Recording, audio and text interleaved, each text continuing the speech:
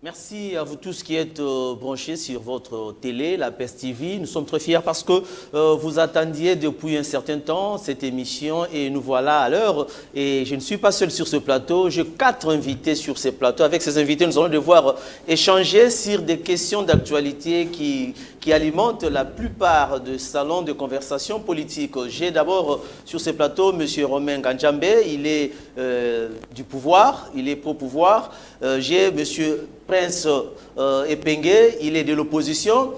J'ai M. Pius, il est analyste. Et vous allez découvrir plus encore ici sur ce plateau. Et M. Zachary de la société civile du mouvement citoyen 4C. Avec eux, nous allons devoir échanger sur la première thématique qui est l'état des droits. L'état des droits en RDC, ça évolue du jour au lendemain. Est-ce juste un mythe ou encore une réalité? Je commence par M. Zachary Ekila. Vous êtes ici avec nous, vous le savez bien, le dossier Caméré qui a fait parler beaucoup de personnes toute la semaine qui venait de s'achever. Et vous êtes au courant que M. Caméré a été acquitté. Est-ce que l'état des droits est en marche par rapport à cet acquittement? Pourquoi parler que de Caméré pendant que tous ceux qui font partie de ces procès ont été, et tous ont été acquittés? Caméré consort. Non, soyons logiques. Vous savez, quand nous passons dans vos médias, quand vous nous invitez, ce n'est pas qu'on est des gens spéciaux. Il y a des gens qui nous suivent, qui sont plus intelligents, mieux outillés que nous, mais ils n'ont pas l'opportunité d'être connus par un certain Charles de PES TV. On parle du procès 100 jours, ce qui est faux. On n'a jamais eu dans ce pays un procès 100 jours. Parce que pour l'affaire 100 jours, le gouvernement a décaissé plus de 400 millions de dollars, l'argent des contribuables congolais dont je fais partie. Mais dans les procès, on nous a montré qu'il y a eu que l'affaire de 57 millions de Samibo. Donc, si je dois répondre à votre question honnêtement, au respect de nos téléspectateurs, on est en train de parler de procès maison préfabriquée. Et dans ces procès, moi je l'ai toujours dit et je peux le dire haut et fort aujourd'hui. Je m'incline devant tous ceux qui travaillent avec des robes. Il n'y en a que deux. Les prêtres et les juges. Quant aux prêtres, Galates 6.1 est là, et il s'en occupe. Aux juges, seule la justice peut élever une nation. Malheur à nous, parce qu'un citoyen congolais, il était venu pour faire son travail. Au cours de ce procès, M. Yanni nous a quittés. Et ce sont les hommes de la science qui nous ont fait croire que ce monsieur a été empoisonné. Donc aujourd'hui, je me demande comment on doit acquitter maintenant la famille de Yanni. Quant aux politiques, quant aux droits, j'aimerais que les hommes de droit eux-mêmes constatent l'ironie du sort. Je n'ai rien contre qui que ce soit, mais Yanni ne ressuscitera jamais. L'argent des contribuables congolais, on ne le verra plus. Mais par contre, chacun peut continuer sa vie. Que l'Éternel, par son Esprit Saint, et dans l'amour des Congolais, pensons à Yanni, qui est aujourd'hui l'un des martyrs de la justice dans notre pays. Monsieur Romain, votre avis par rapport à l'acquittement des accusés du procès 100 jours, dans le cadre de des maisons préfabriquées de militaires? Merci beaucoup, Charles, pour cette invitation, une fois de plus, et débattre de la question.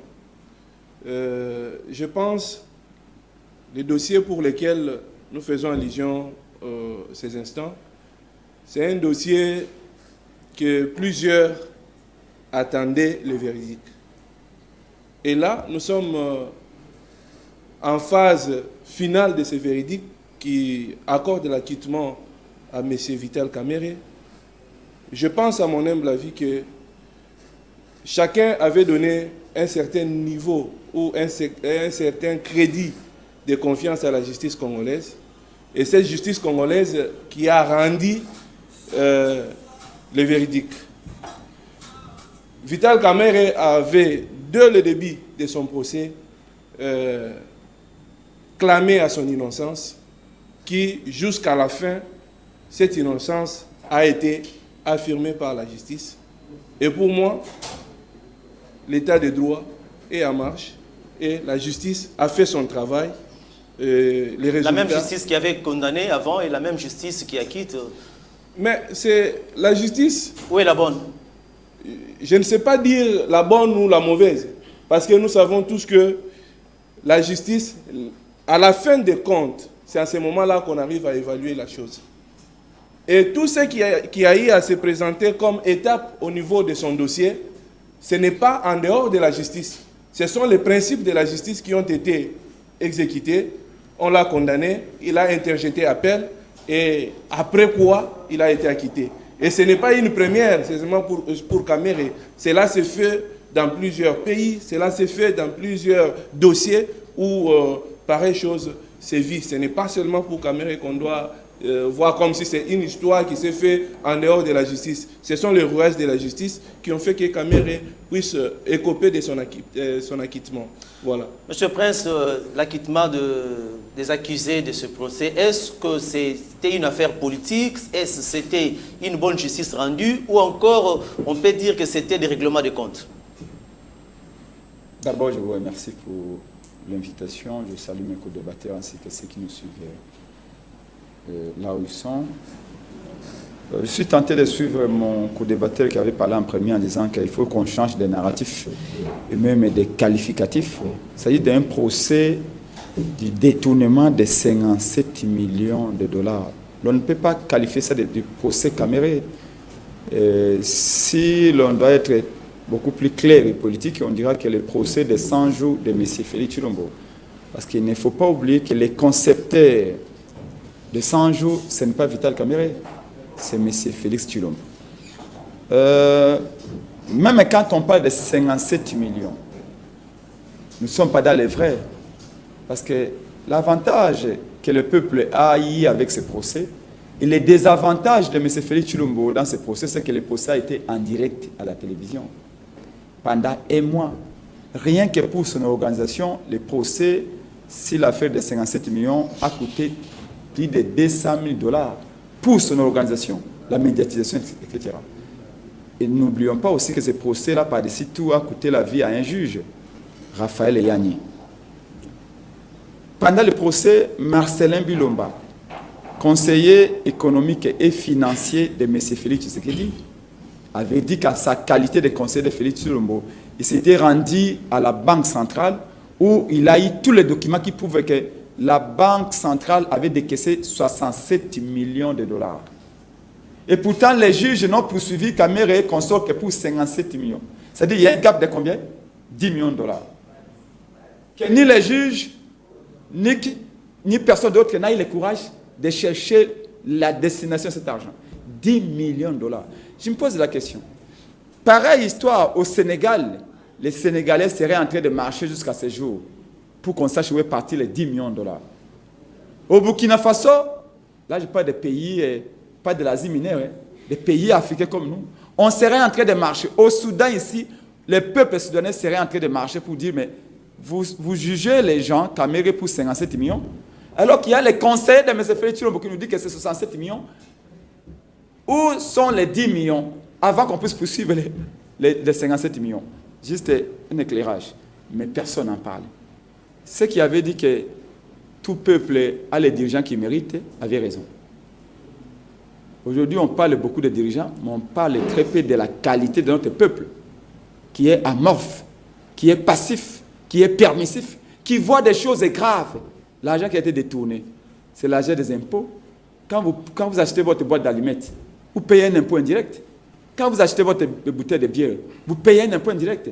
C'est de cet argent qu'il s'agit. C'est cet argent qui a été détourné.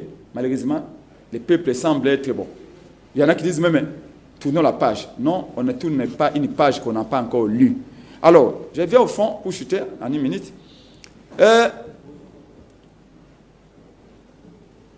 Tout le monde vient de se rendre compte que les cadavres politiques de Caméré est trop grand pour être dans les cercueils, les 3 cercueils de l'état des droits. Et les cercueils de l'état des droits se renferment avec une seule et unique victime. Encore une fois de plus, le juge Raphaël Yanni. Par ailleurs, on aurait appris que sa femme et ses enfants auraient été déguerpis. Je crois que cette semaine, j'irai rendre visite à cette famille. Nous voulons la vérité. Si la mort de ces juges. Qu'est-ce qu'on a dit? Les juges ont dit qu'après un mois de procès, avec tous les moyens, les fonds qui ont été alloués à ce procès, ils ont dit que Kamere et consorts sont acquittés pour faute de quoi? Des preuves. S'il vous plaît. S'il vous plaît. Si on respectait ne serait-ce qu'un peu ces peuples, après tout ce qu'on a vu dans ces procès, après tout ce qu'on a entendu, il y a même un jour où Kamere dit « Je préfère te sacrifier que de mettre à la place publique les pièces que j'ai, sinon ça allait humilier la République. » L'honneur de la fonction président public est allé en pâtir. Et Kamere a dit, je préfère être sacrifié et mourir avec les preuves que j'ai. Parlant de l'affaire de 100 jours. Ça veut dire quoi ça? Quels sont ces secrets-là que Kamere disait? Donc s'il mettait à la place publique, la présidence de la République allait s'écrouler. Parlons vrai, parlons sincère. Par ailleurs, pendant le procès, un juge dira à Kamere, plutôt à Jamal, M. Jamal, votre société a été créée à peine une année et demie. Comment avez-vous obtenu un contrat de plus de 57 millions de dollars? Une société qui n'a jamais construit une seule maison préfabriquée dans toute sa vie. Moi, j'étais chef du personnel. J'étais responsable de marketing pendant 15 ans avec Chaloupa, une des plus grandes sociétés publicitaires dans ce pays. Je sais que pour obtenir un seul contrat avec une des sociétés pétrolières ici, on m'a demandé l'expérience professionnelle, on m'a demandé tout ce qu'on a à réaliser dans les enseignes lumineuses, etc. C'est toujours comme ça. Comment Jamal a pu obtenir un tel marché? Pour vous, ce procès... S'il vous plaît. Là, suivez mon regard. Là, je parle de l'absence de preuves, telles que les juges l'ont dit. Je chute en une seconde. On dira, on reprochera également à Jamal. Mais c'est Jamal. La loi congolaise sur les transactions financières interdit à quiconque de faire un transfert de plus de 10 000 dollars en dehors du circuit bancaire. Mais Jamal a envoyé au Liban plus de 9 millions de dollars en dehors du circuit bancaire.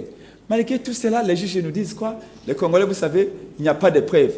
Au moment Bipoupoula, au moment Maréchal d'aller chercher des preuves pour amener devant les juges. Bref, c'est un arrangement politique entre M. Vital Kamere et son frère et ami, Félix Tshisekedi. N'oublie pas que tous les deux ont comme parrain, ont comme dénominateur commun les parrains Uhuru Kenyatta, d'où Félix vient de signer de nouveaux accords. Bref, pour nous ici, Kamere est sorti de la prison. N'oublions pas que Kamere avait insisté pendant le procès que ce procès n'est pas mon procès. Je n'étais qu'un simple exécutant. L'initiateur, c'est M. Félix Tshisekedi.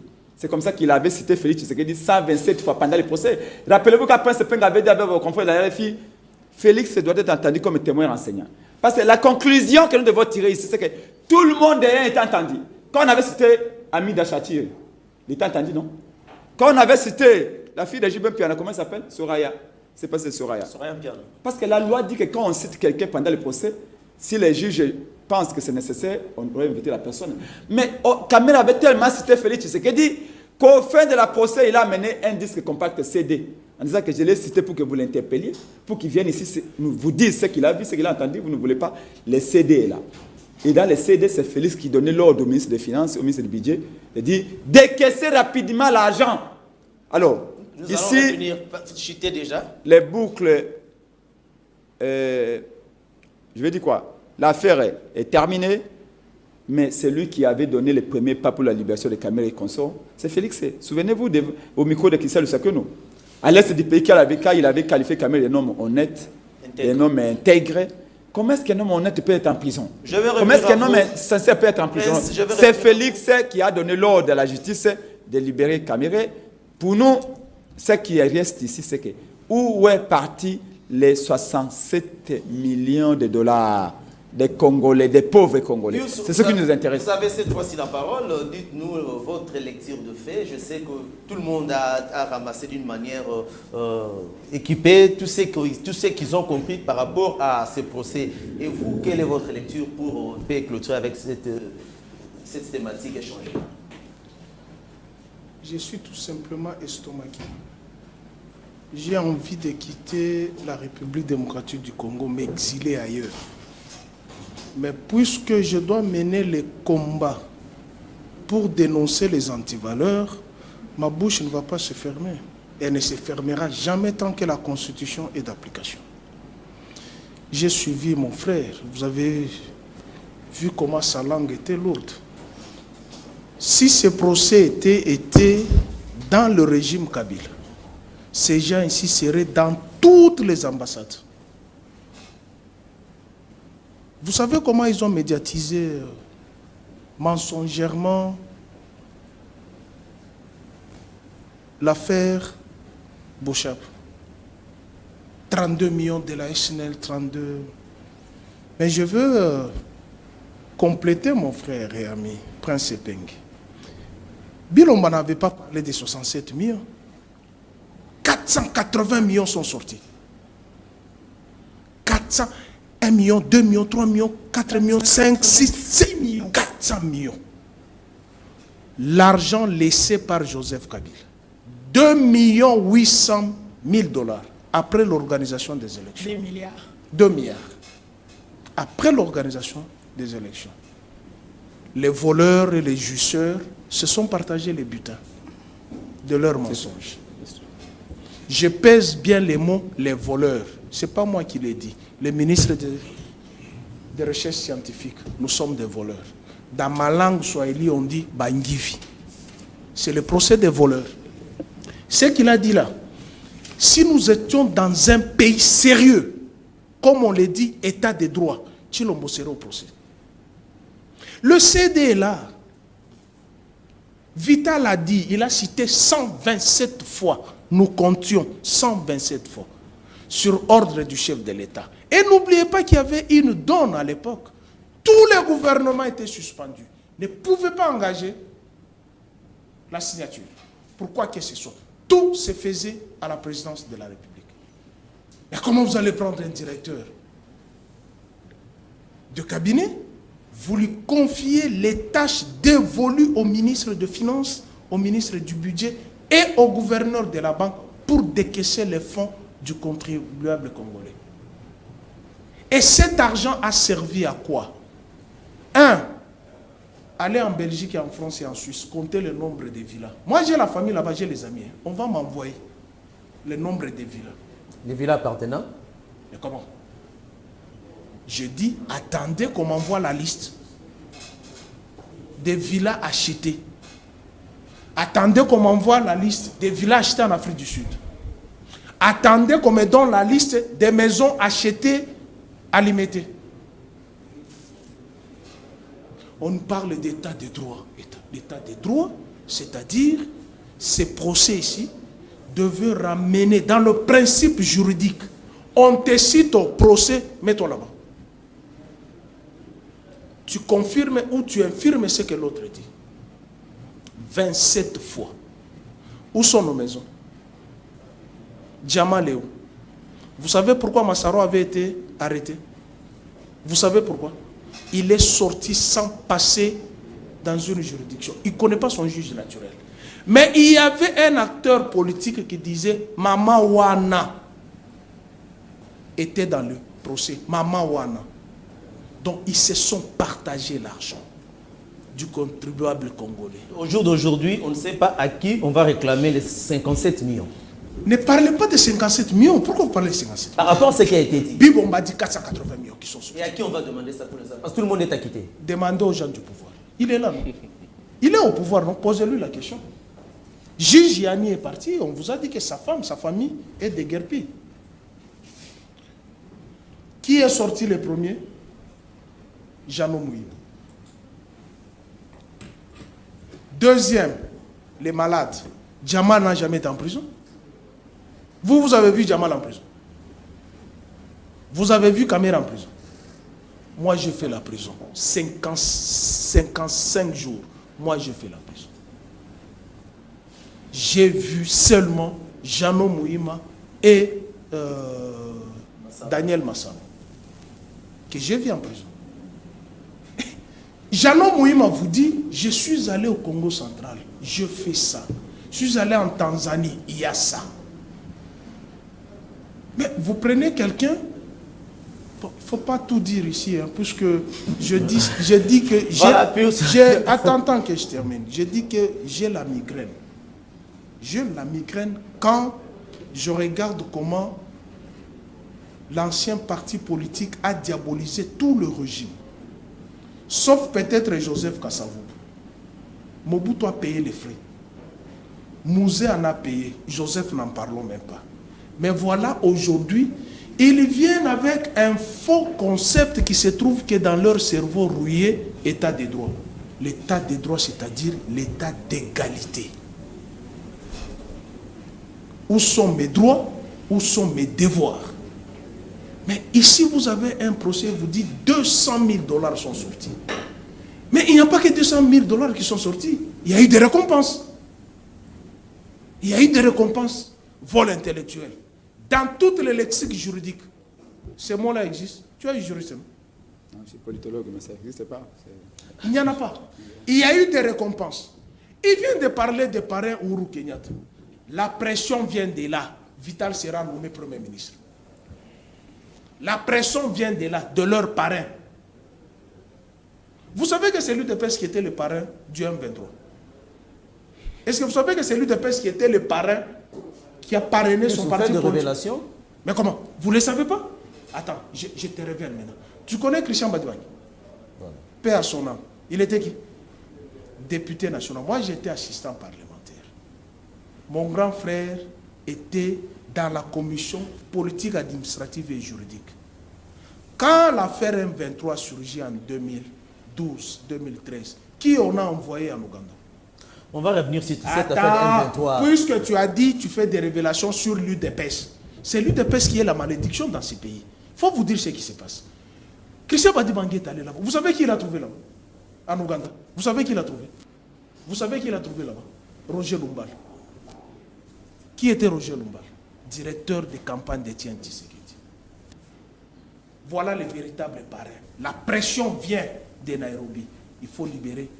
Mais l'accord de créer Cash a été créé. Si c'est à Nairobi, libérez-le. Je vous dis qu'Amérique sera nommé Premier ministre. Voilà, là c'est Pius qui a fait sa lecture avec les détails possibles et avec quelques révélations. Romain Nganjambe, voilà. La question qui nous vient en tête tous, aujourd'hui tout le monde est acquitté. Cet argent qui est disparu, à qui on va le demander? Vous ne l'aurez jamais, ça se trouve dans leur poche. Vous n'aurez jamais ça. Je suis en train de vouloir dire un mot par rapport aux interventions de... Oui, allez-y rapidement. De M. Prince et M. Pius. Par rapport à ce dossier, je pense bien que je reviens sur la question liée à l'état de droit pour dire que l'état de droit veut à ce que chaque juridiction joue sa partition. Ça veut dire, ici, nous étions devant les tribunaux ont rendu le véridique. Quant à ce qui concerne comment faudra-t-il faire pour ce qui est de la récupération de l'argent, je pense qu'il y a aussi des procédures. Mais on va récupérer chez qui? Chez qui? Chez un innocent, pas tout le monde est innocenté maintenant. Chez qui? Je suis en train de dire ceci. Le procès a été enclenché. Et quand on a enclenché le procès, tout ce qui s'est passé maintenant, c'était d'abord qu'on rende le verdict. Qu'on sache maintenant qui ont été coupables, qui sont coupables pour ces dossiers. Il n'y en a plus. Il n'y en a plus. Oui. Et comme il n'y en a plus... C'est-à-dire l'argent est disparu. Non, l'argent n'est pas disparu. Et ça se trouve entre les mains de qui? Comment on va récupérer cet argent? Et ça se trouve entre les mains de qui? L'argent, selon que c'est établi, oui. Il a été mentionné que le procès a fait allusion à des faits. Et les faits pour lesquels on devait reprocher chacun. Oui. Comme les dossiers Kamere, on a trouvé que par rapport aux preuves qui devaient être brandies, il s'est avéré qu'il est innocenté.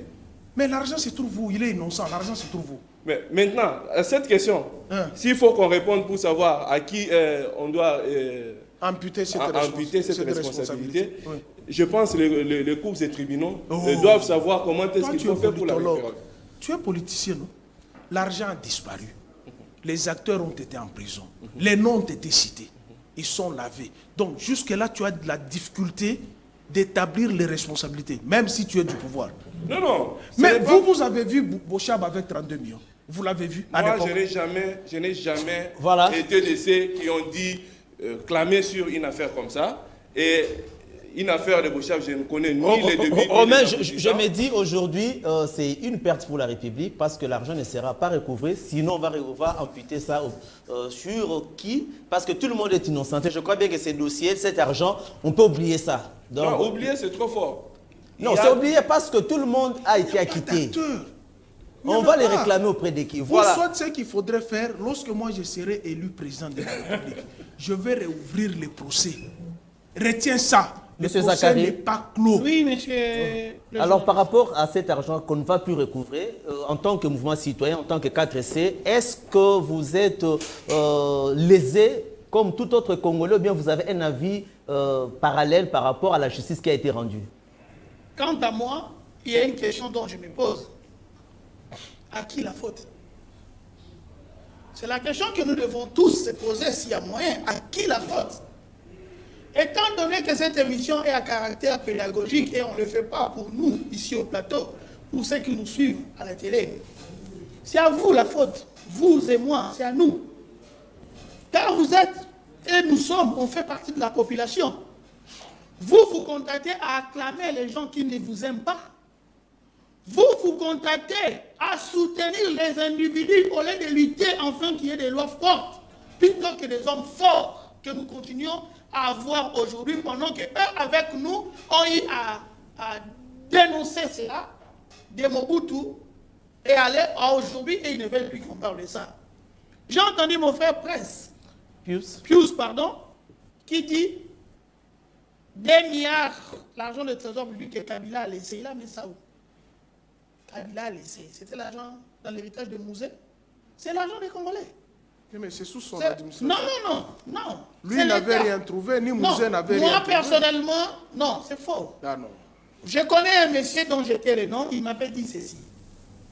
Arrêtez de dire que le Congo n'a que des minéraux. Nous avons quelque chose qui rapporte de millions à ces pays, plus que d'autres minéraux. L'hôtel de monnaie, qu'on n'en parle pas. Il y a beaucoup d'argent. Nous, on est parmi les nations où nous-mêmes, nous avons cette possibilité d'imprimer notre argent ici. Et qui sait comment ça se gère et comment ça se fait? Là, c'est à parler prochainement. C'est l'argent du Congo. Les combles, c'est quoi? Les combles est que ce qui se fait aujourd'hui, c'est ce qui se faisait dans le temps de Kabila. Où, quand il y a quelque chose qui est positif, les pouvoirs cherchent à en avoir la gloire. Nous, on a fait. Et quand il y a quelque chose de négatif, vous cherchez qui est sorcier. Il est temps que les Congolais, à la limite, que nous puissions assumer. Assumer veut dire regarder l'homme politique en face, cherche à connaître c'est quoi sa mission. Mon frère est en train d'avaler la langue, mon frère Romain. Ce n'est pas de sa faute. Il veut défendre le mal. Qui es-tu pour défendre Satan? Si aujourd'hui les gens du PPRD peuvent ouvrir leur bouche et parler politique, c'est parce que l'UDPS leur a donné des béquilles. Qui pouvait imaginer que les Congolais pouvaient penser et dire un jour Kabila Zomba? C'est craché sur la mémoire de Tien Tshisekedi Wamulumba et de tous ceux qui ont donné leur vie. Écoutez, le pouvoir n'est pas parce que vous, UDPS, vous êtes UDPS. Pour arriver aux élections, nous avons des frères et sœurs qui ont donné, qui ont payé de leur vie. À Kinshasa et dans les provinces. Il y a eu des Congolais qui ont été calcinés dans leurs chambres. La démocratie, c'est ce que veut la population. Mais il y a la manche qui doit mettre ça à l'œuvre.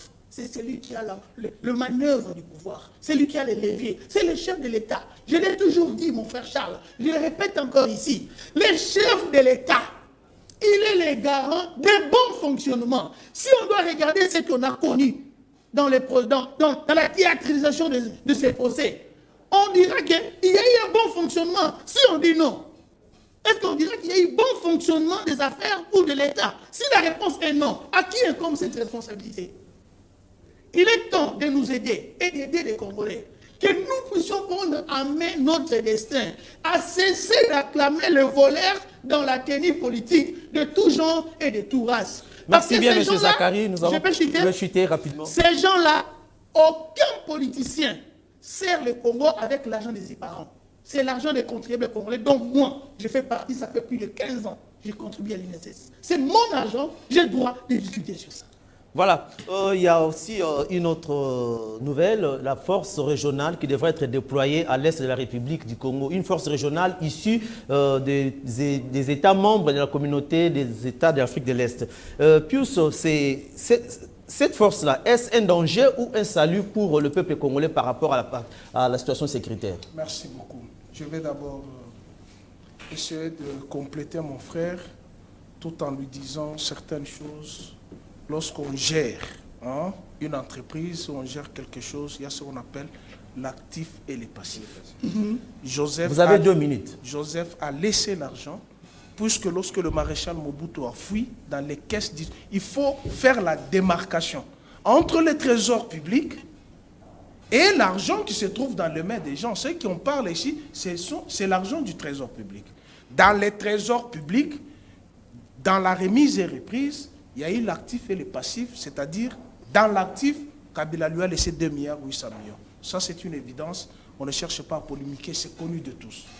Et cet argent devrait servir à la République, mais il n'a pas servi la République, il a servi une caste. C'est ça la vérité. Parlons de la force régionale. Je viens parler de la force régionale. Vous savez, le pays est en danger. Et l'UDPS porte la responsabilité de la balkanisation de ce pays. Vous savez pourquoi moi j'aime l'histoire? L'histoire est têtue. Je vous ai brossé un tout petit peu ici. L'M23 dit ceci. Lorsque nous combattions Kabila, l'UDPS était notre partenaire. Parce que dans leur université délimitée, vous savez ce qu'ils disent? C'est Kabila qui a amené les Rwandais, c'est Kabila qui a amené ceci, c'est Kabila. Maintenant ici, il faut faire les toilettages de tous ces mensonges. Vous connaissez SIAT?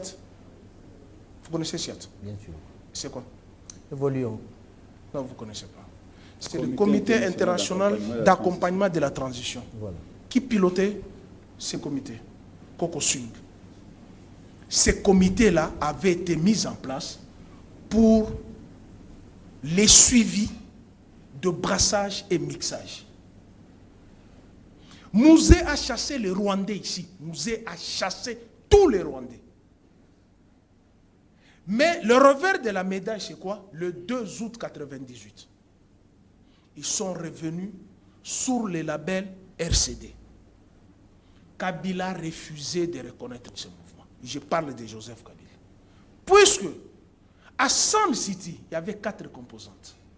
Le PPRD n'existait pas, l'AMP n'existait pas, le FCC n'existait pas.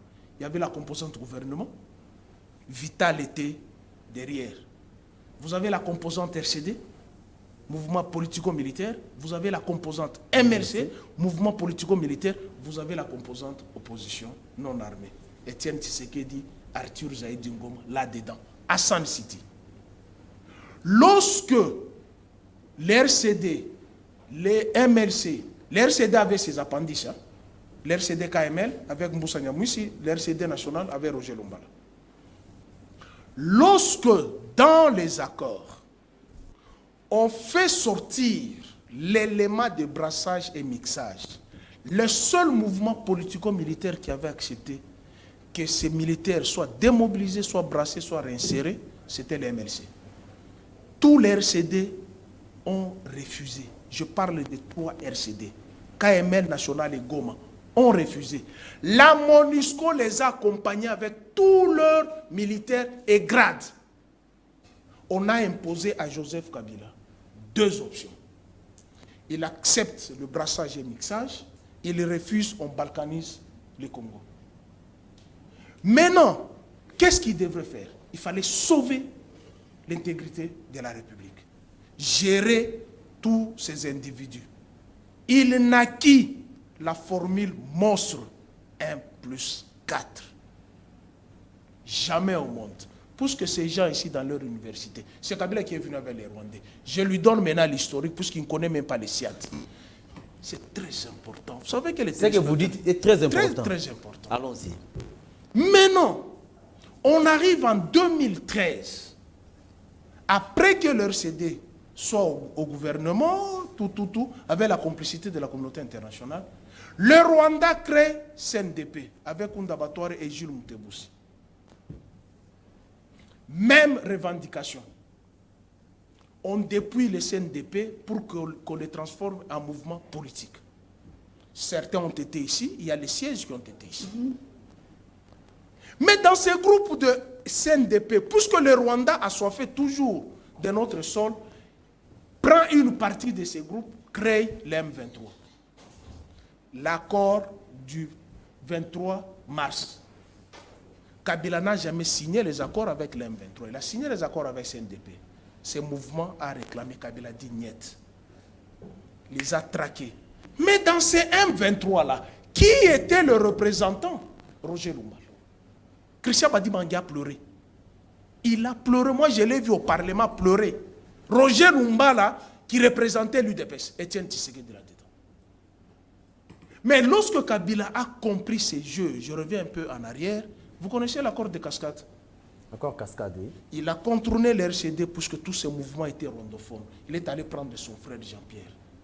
Mais qui a dénoncé ça? L'UDPS, Étienne Tshisekedi. En créant quoi? L'Alliance pour la sauvegarde du dialogue intercongolais. Qui est le parrain? Moubaki l'a dit. Il a fait 2 ans Kigali. Étienne Tshisekedi, l'UDPS. Pendant que les 2 armées, ougandaises et rwandaises, se massacraient à la Tchopo, Étienne Tshisekedi était à Kigali. Voilà là où ça nous arrive aujourd'hui. Mais pour mettre fin à tout ça, la République démocratique du Congo était membre de la SADC.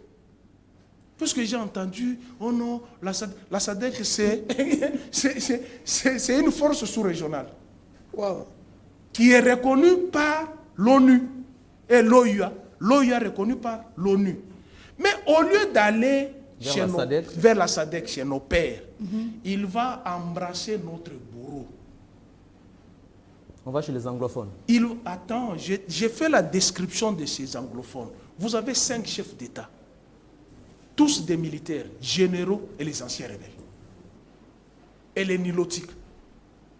Vous avez 2 chefs d'État qui ont fait la formation paramilitaire. Et vous avez un chef d'État civil, un Muntu comme moi. Il va embrasser les toutes. J'ai un document ici, scandaleux. 19 recommandations de Tutsi pour envahir le Congo. 19. Je peux te le montrer, je peux te l'envoyer. Est-ce que lorsqu'on arrive à des postes de responsabilité comme ça, il y a eu passation de pouvoir, c'est pas qu'il y a eu meurtre. Le chef est mort. Nous allons chuter. Oui, je suis. Nous allons chuter parce que les autres doivent avoir des minutes pour conclure. C'est pas que le chef est mort, il y a eu remise et reprise. Il y a eu l'actif et le passif. Est-ce que Tshilombo ne savait pas que le Rwanda était une malédiction pour nous? Tshilombo ne savait-il pas que l'Ouganda nous devrait combien? 11 milliards. 10 milliards. 10 milliards. Ne savait-il pas ça? Est-ce que Tshilombo ne savait-il pas que l'Afrique du Sud et la Tanzanie de Kikwete ont refusé Kigali à la SADC à cause de ces mouvements militaires en République démocratique du Congo?